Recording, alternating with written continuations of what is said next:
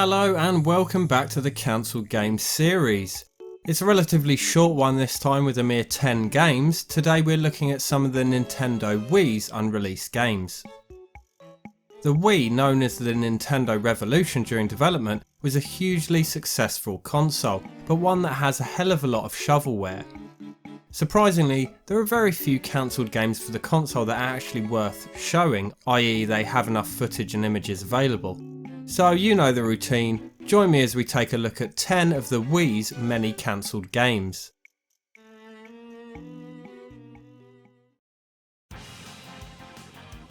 We'll start off with one that doesn't actually have any gameplay footage available, but one that I just had to include, Super Mario Spikers. This was to be a sort of spin-off of the Super Mario Strikers series of football games, which was known as Mario Smash Football in PAL territories.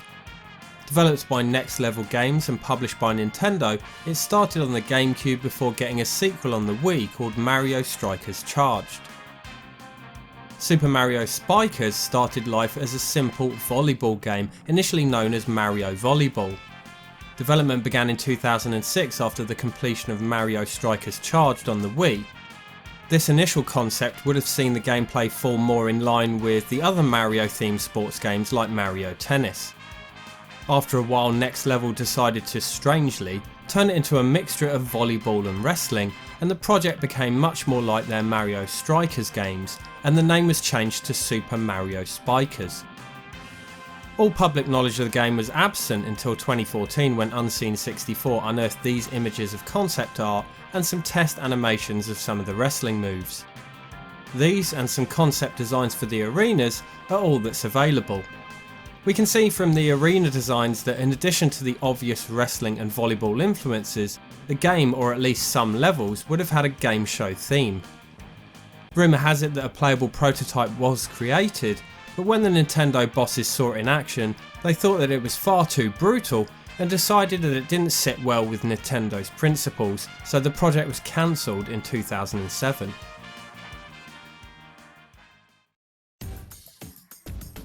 Night Wars was a real-time strategy game planned for the Wii, which was being developed around 2006 and 7 by Headstrong Games. They made the Battalion Wars games on the Wii, Battalion Wars itself being a spin-off of Advance Wars, and Night Wars was to essentially be a medieval version. Unfortunately, there's not much to go on this one either, as all that seems to be available is some concept art and renders. We do know that it would have been set in England during the Middle Ages in the time of King Arthur. You would control vast armies of knights and wizards, presumably controlling their actions on missions with a heavy emphasis on tactics, similar to Battalion Wars.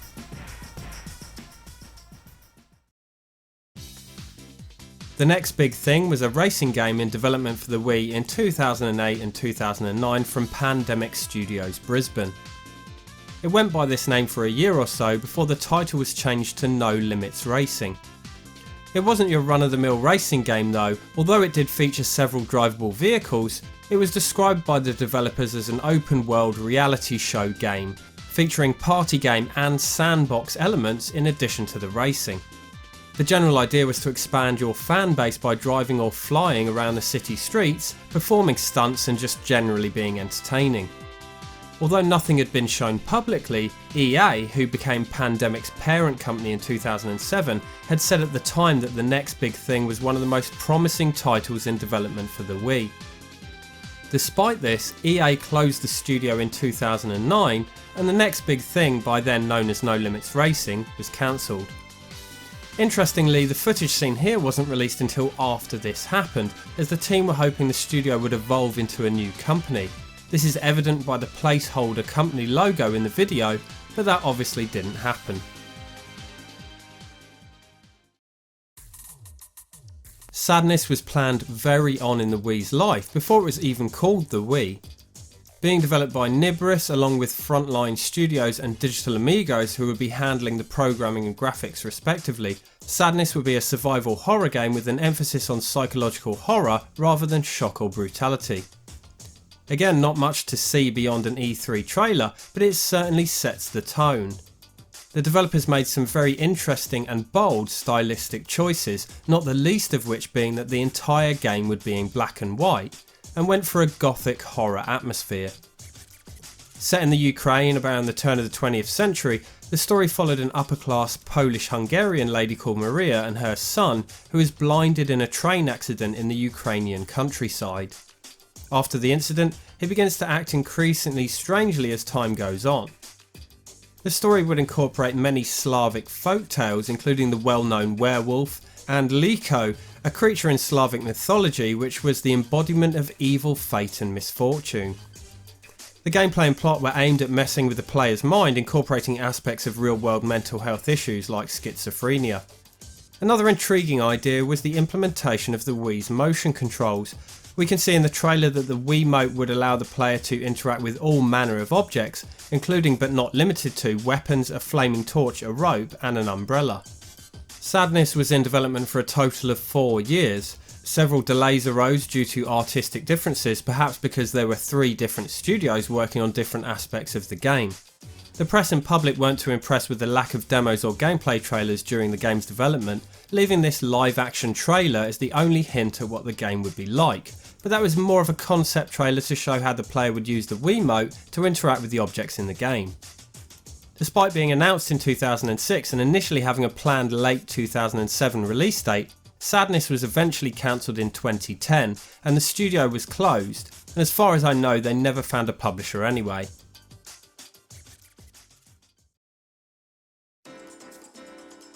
When you're developing a game, you've got to ask yourself, do I feel lucky? Well, do ya? Because the developers of Dirty Harry certainly didn't. Dirty Harry, also known as Dirty Harry Extreme, is being developed primarily for the PS3, 360 and PC, with several other versions to follow, including the Wii. Okay, so it's cheating a bit putting this in the Wii episode, but I had, if anything, too many for those episodes, and the Wii selection was surprisingly slim. Anyway, I digress. Being developed by the Collective and to be published by Warner Brothers, all platforms versions including the Wii's were due for release in 2007, over 35 years after the film's release.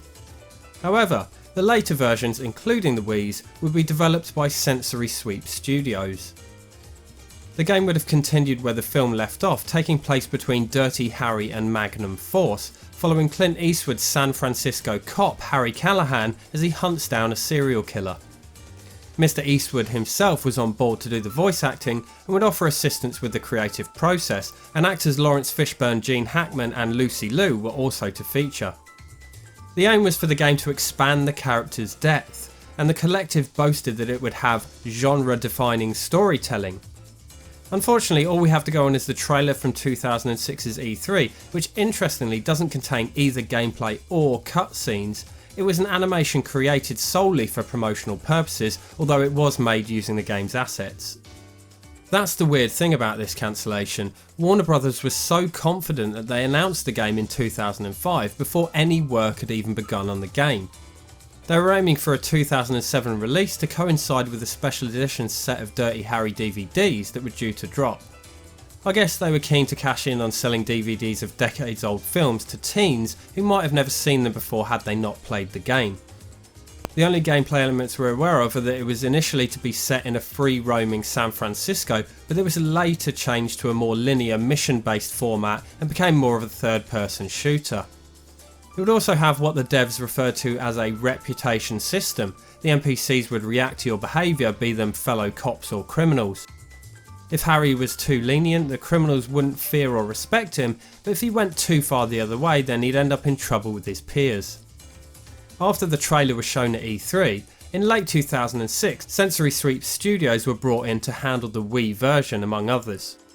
This version would be an advanced version of their PS2 port, featuring motion controls for the weapons and hand-to-hand combat. Around this time, the title was also changed to Dirty Harry Extreme. Sometime in 2007, Warner Brothers stripped the Collective of the rights to the Dirty Harry name, as they weren't happy with the quality of the game and the progress they'd made. The development then shifted to Timegate Studios, who would finish off the game. This proved to be too difficult, and the game was well and truly cancelled in 2008. A lot of work was done over those years of development, but Clint Eastwood never did record anything for the character.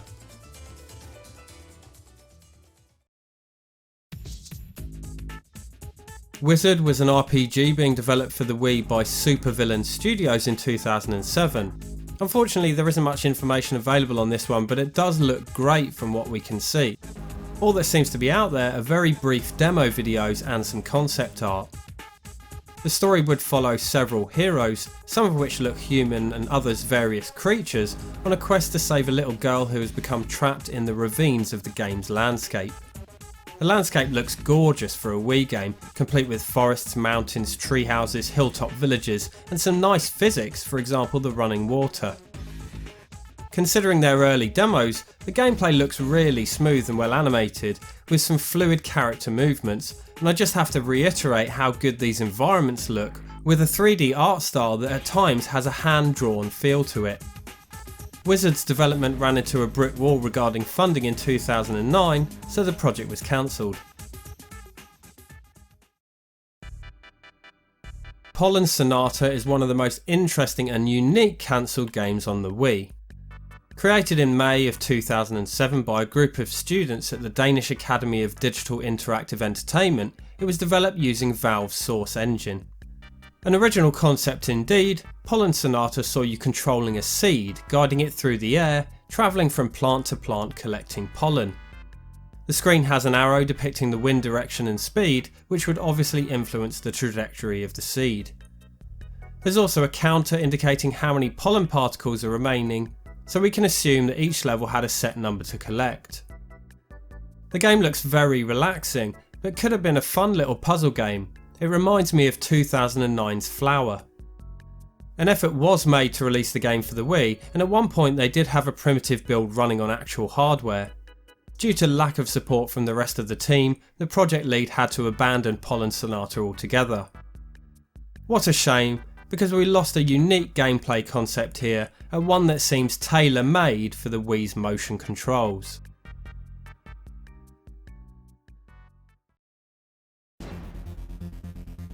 Project H.A.M.M.E.R is probably one of the most infamous cancelled Wii games, most likely due to its developer. This was being developed by Nintendo Software Technology, a first-party Nintendo studio that's worked on some of its biggest franchises since its inception in 1998, including Metroid Prime, Smash Bros, and Mario vs Donkey Kong, with their most recently developed game being Captain Toad Treasure Tracker. First announced at E3 in 2006, Project H.A.M.M.E.R was a 3D sci-fi action-adventure game with beat-em-up and hack-and-slash elements. It began development in 2003, known internally as Machine X. You would control a cyborg called M09 who wields a big-ass hammer. Cities all across the US have been attacked by deadly robots, and it's your job to stop them. The gameplay consists mostly of wielding the titular hammer, which will be controlled using the Wiimote. Project H.A.M.M.E.R was intended to be more violent than your typical Wii game, aimed more at hardcore gamers rather than the Wii's usual casual market.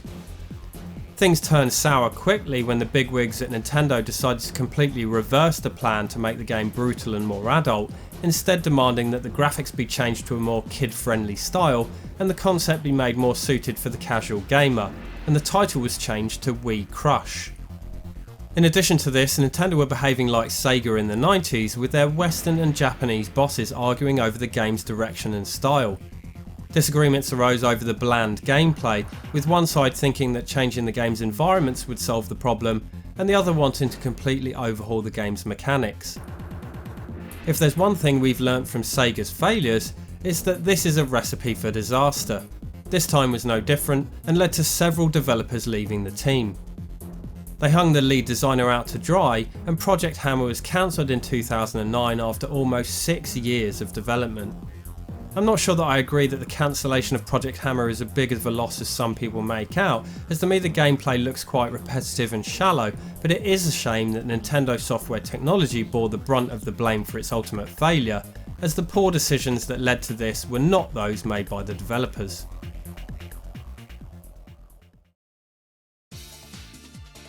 Bonk, Brink of Extinction was a platform game that was to be released digitally on the Wii, as well as on PSN and Xbox Live Arcade. I can only find footage of the Xbox 360 version from 2010's E3.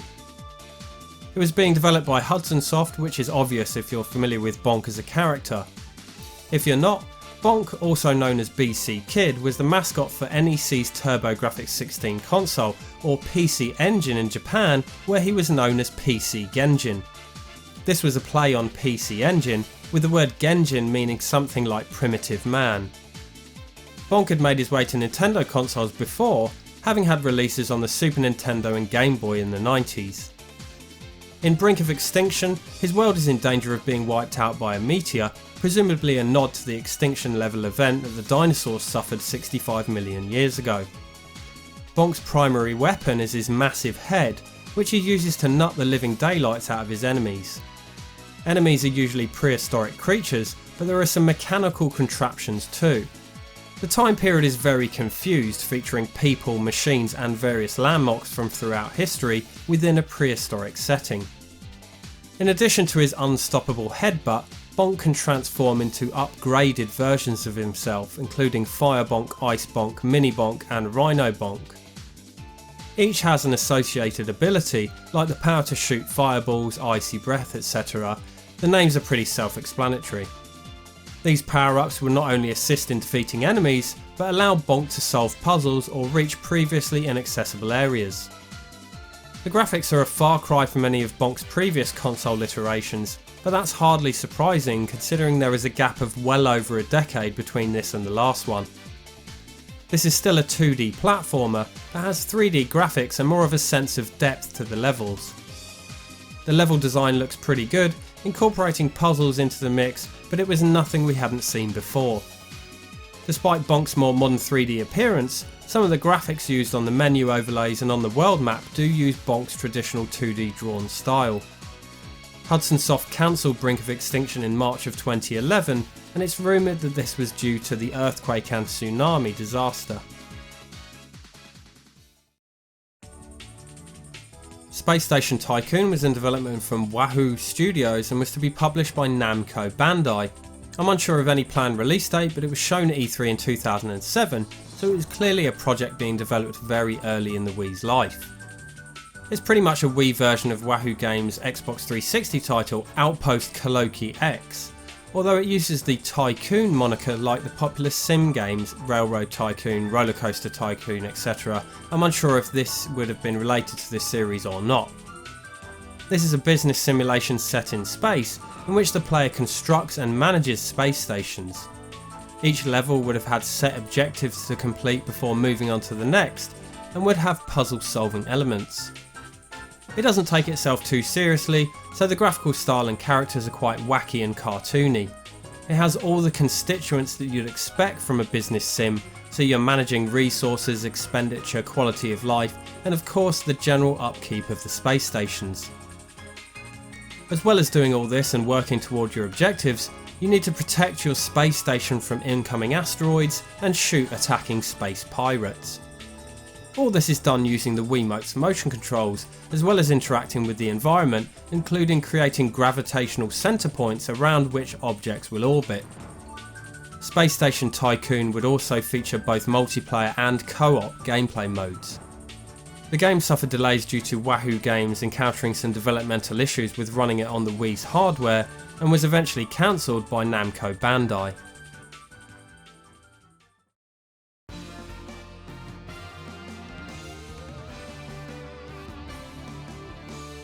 So that was 10 of the games that never quite made it to the Wii. Let me know in the comments if any of them tickle your fancy, and as always, thanks for watching. You can find the other episodes in my cancelled games series in this playlist.